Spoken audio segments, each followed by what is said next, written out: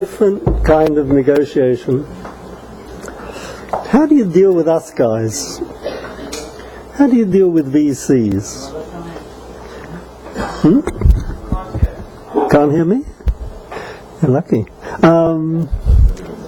How do you deal with VCs? And I use the word seriously.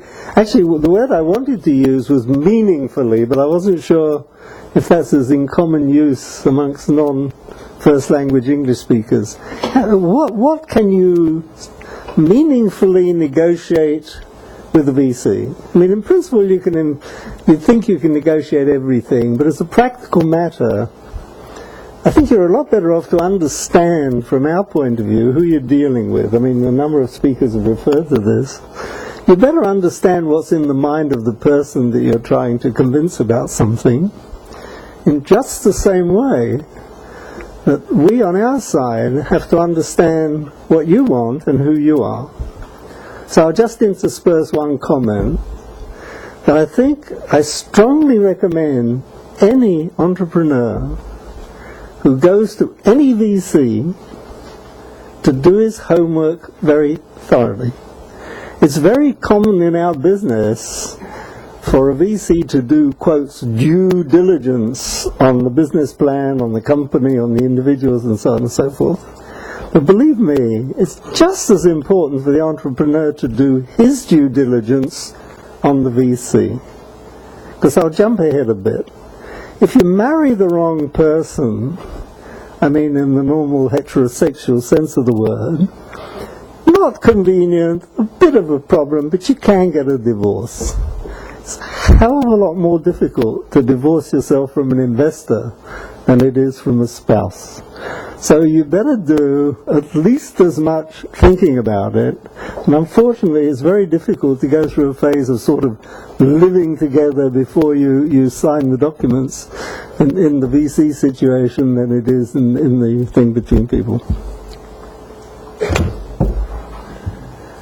Okay, I don't know if you can see the bottom line, but what I've just tried to do in a very simplistic fashion, try and tell you, what are you going to hear from the VC after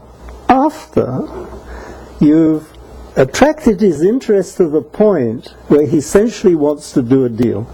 Now here again, I'm going to intersperse a little bit of a caution.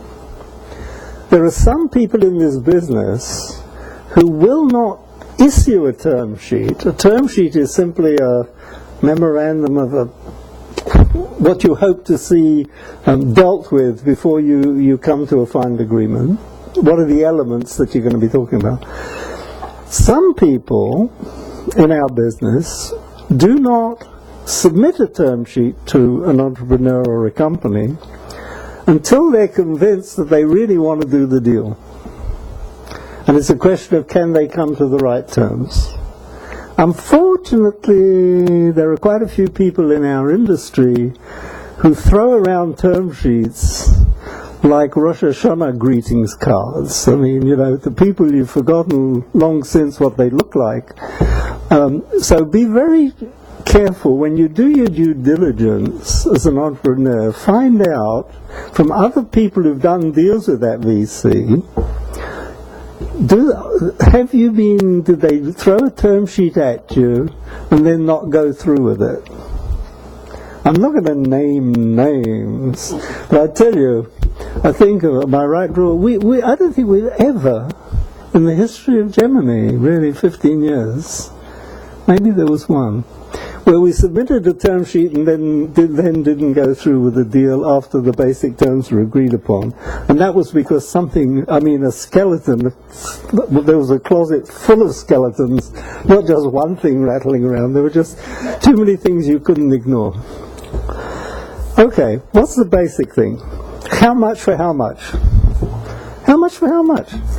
We say your company is worth X bucks, and we're going to put in Y bucks, and that buys a certain percentage of the company, Y over X plus Y times 100. You can argue about that. Of course you can argue about that. That's negotiable. That's negotiable. If a VC simply refuses to negotiate, They shouldn't, unless the thing is totally outrageous, in which case you turn it down. But basically speaking, that is negotiable. More the for how much than the how much. So for example, you look at the first bullet, how much from the lead investor? The person who submits the term sheet is the lead investor.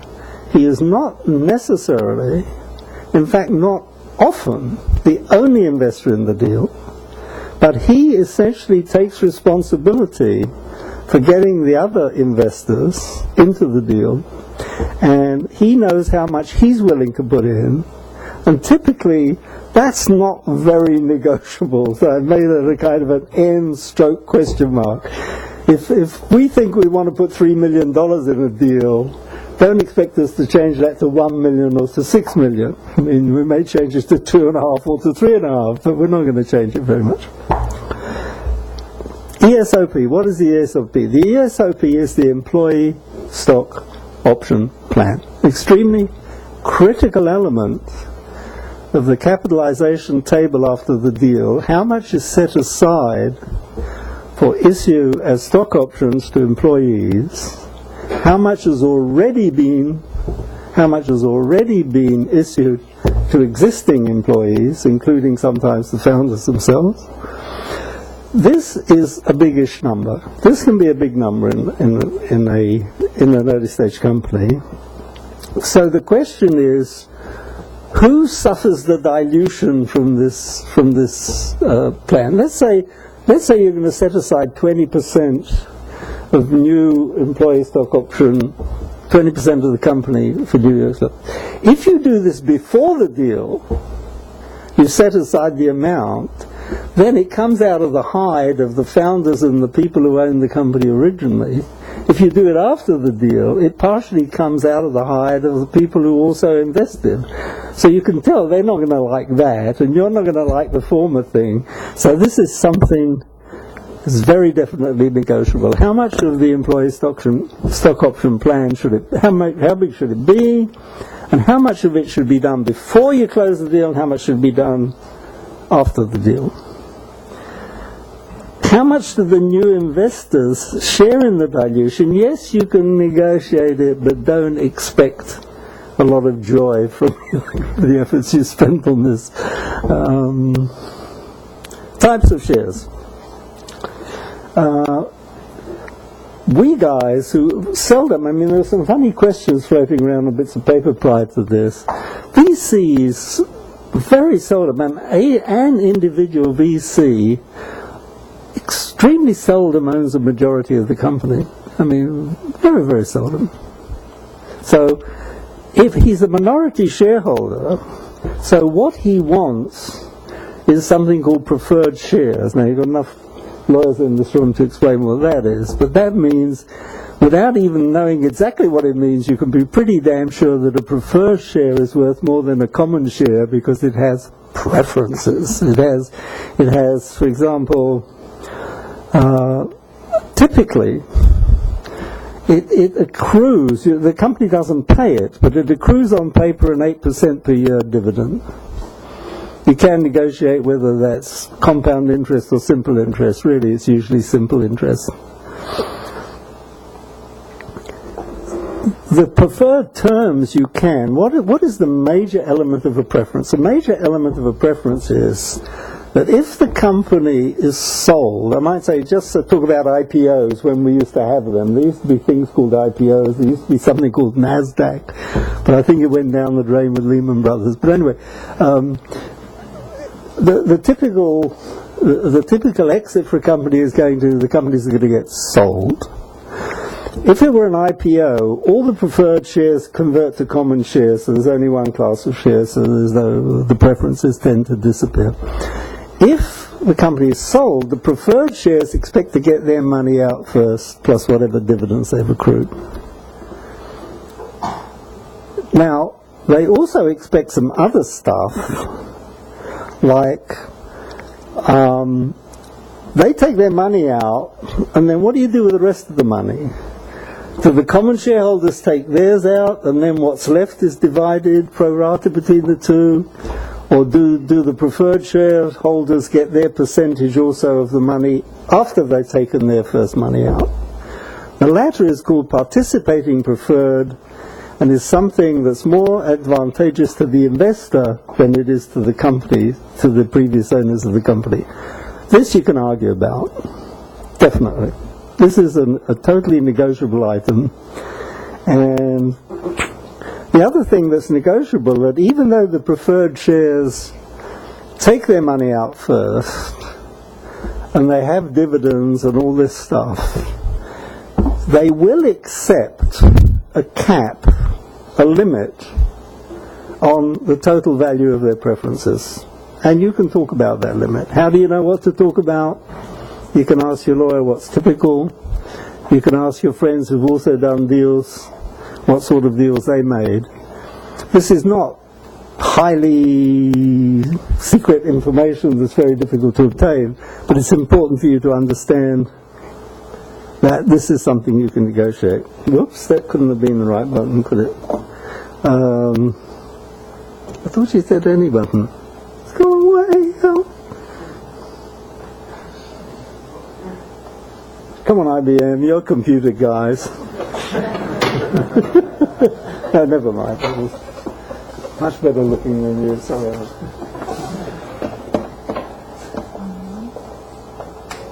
How do I get to the next slide?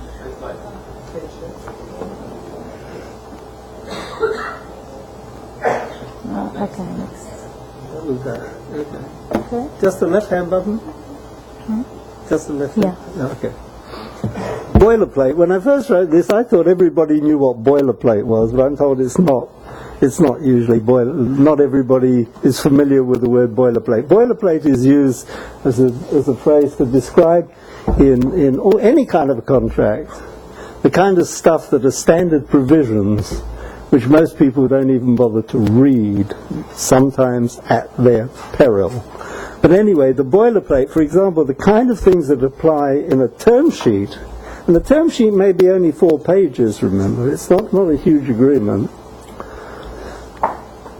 If the company does go public, the preferred shareholders want to have registration rights for their stock, and they want the company to bear the expense of that registration.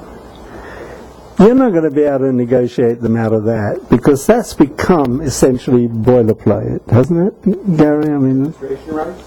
Yeah, absolutely. This is a sort of boilerplate. So don't waste your energy and your skills and all the wonderful things you've learned today about negotiating. Don't waste them on things which is a waste of time to things. Vetoes, registration rights, business rights. What sort of vetoes? These sound terrible, but if you think about them, preferred shareholders very seldom own a majority of the company, even if there are several of them. So they want a veto against the company changing its business. They want a veto against the company selling itself without the permission of the preferred shareholders. You're not going to be able to talk your new investors out of those things, so forget about it. Don't waste your time on it. This one, you'll love this one, but it's going to be in there whether you love it or hate it, the no shop clause. In the term sheet, there's a little thing at the bottom that if you're crazy enough to sign this damn term sheet, one of the things you've agreed to is that for X days, 30, 60, 90, you will not go and talk to anybody else about this deal. Now, this is life. Now, it sounds unreasonable, but it really isn't, because the VC is going to spend I mean, he can attest to this. We spend a hell of a lot of time analyzing the company, analyzing the market, analyzing the competition, analyzing this, that, the other thing, and so on and so forth. So the last thing we want to know is a week after we signed the term sheet, the guys went off and did a deal with somebody else. So the VC is going to want a no-shop clause, and he's not going to settle for the absence of a no-shop clause. What you can negotiate is how long does that thing last. And even though I'm supposed to be representing the VC, really my heart's more with the entrepreneur. Don't let them make it more than 30 days. Don't let them make it more than 30 days. Because the company you're running, usually, a company is raising money because it doesn't have any. It's raising money because it's maybe not even paying the founders' salaries. What you can't afford to do is to go into an open-ended process that you don't know how the hell long it's going to take to come to a completion. So the duration of the no-shop clause is very definitely something that you could and should negotiate, unless it's 30 days, in which case you say, boy, I picked a good VC to go to. You'll never get them to take it for less than that. Okay? Yes, that worked. This is very interesting. The founders have certain shares or receive certain shares, and the question is, how much do they actually own all at once? Vesting of an option, vesting is when it becomes yours and yours alone. It's yours to exercise or not exercise. This is negotiable. This is negotiable. It depends on the circumstances of the company. It depends how much money, believe it or not, the founders were crazy enough to put into the company. It depends on how many times people like her crazy husband worked without a salary. So, it is negotiable. But typical is that 30% of whatever the founder has vests immediately, and the rest vests over 3 or 4 years. Why? Because as a number of people have mentioned, what the investor, whether it's somebody buying your company or somebody investing in your company, wants to ensure that the key people have an incentive to stay. And that's really what options are all about. Now, there's a new one that's come up lately. Can the founders sell their shares? Well, I can tell you this much. They will not be able to do it without the permission of the board.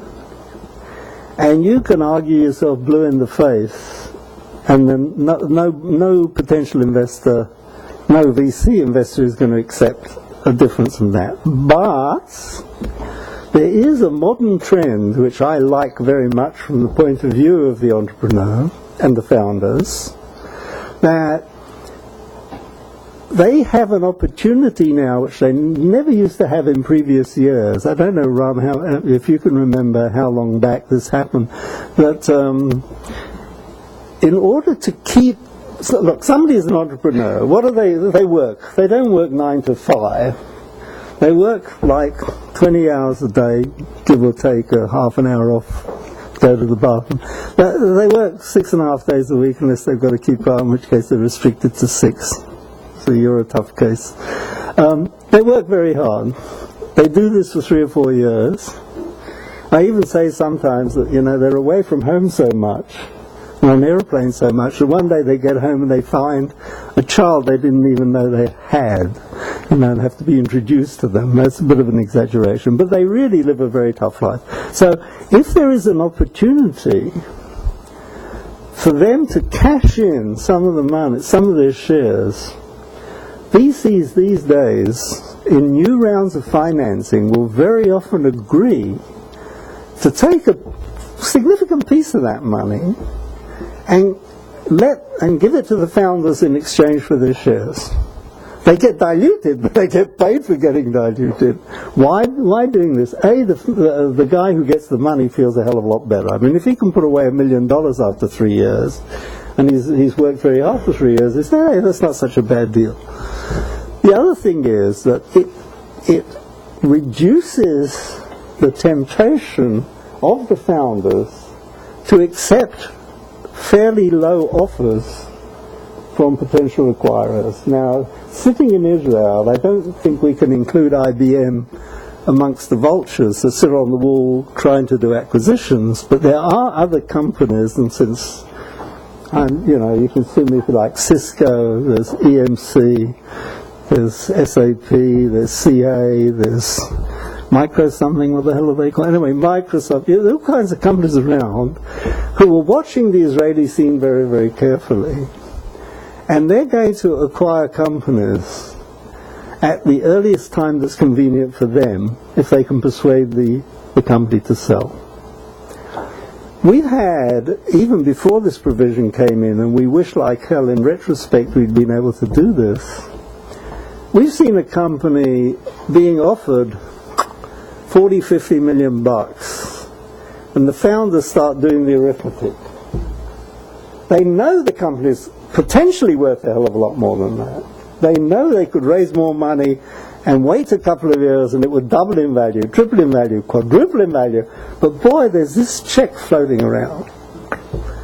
And the wife has been saying, I want a new kitchen, you know, sort of. We'd like to feed the kids more than once a week, you know. So let's get some money. So these offers of acquisition, of buying a company at a relatively early stage, they're there. And especially since the IPO market went to hell, this is very tempting. So entrepreneurs are going to be subjected to this temptation to sell out too soon. Now I know that the VCs are the ones who are accused of wanting to sell out too soon because they want to show returns quickly, and that can be true. If a VC, one of the VCs in the syndicate, is raising a new fund, he'd like to have an exit that he can show his potential investors. Okay. What have I got? 2 minutes? 3 minutes? 2 minutes. The board. The board, this is a very important thing. I mean, I've been in boards, some of them would barely, of course I'm exaggerating, but they barely fit in this room. I mean, there's everybody who ever said hello to the company or invested $2 in the company or was around at some point is on the board. What contribution do they make? Absolutely none. But what is the effective of the board? Identically zero. They're bloody useless. What's the best kind of a board if you're starting a company? 5 people. Never more than 7. 5 people. 5 is the best number. The CEO, one of the founders, or it can be 2 of the founders if the CEO was also a founder, 2 of the investors, and 1 outside industry expert who only has, if he's good, only has the interests of the company at heart and not of his own pocket. And unfortunately it's necessary to remind the investors who are on the board that as directors, their primary responsibility is not to themselves as investors, but to the company as a company. And a board member should be willing to do things which are bad for his own position if they're good for the company. Otherwise, there were more such people, but there are some such people. Last slide. All this gets watched out. What does this mean? If you're a successful repeat entrepreneur, you have enormous negotiating powers. You don't need to sign the bloody term sheet if you don't like what they're offering you, because there are probably people queuing up to get in on your next deal. And a not untypical conversation is, yes, we want to invest in you, and by the way, what do you plan to do? Because if you look at the record of successful repeat entrepreneurs, the likelihood they'll be successful again is high. It's not 100% because they sometimes pick the wrong thing to do. But it's very high because they know what to do, they know the rules of the game, they've made their mistakes, and I'm saying if they've been successful, they've obviously either corrected their mistakes or made less than they might have made. For first-timers, the whole of the previous things that I've said apply because they're unproven and nobody knows what the hell they're going to actually be like once you give them the money. Thank you very much.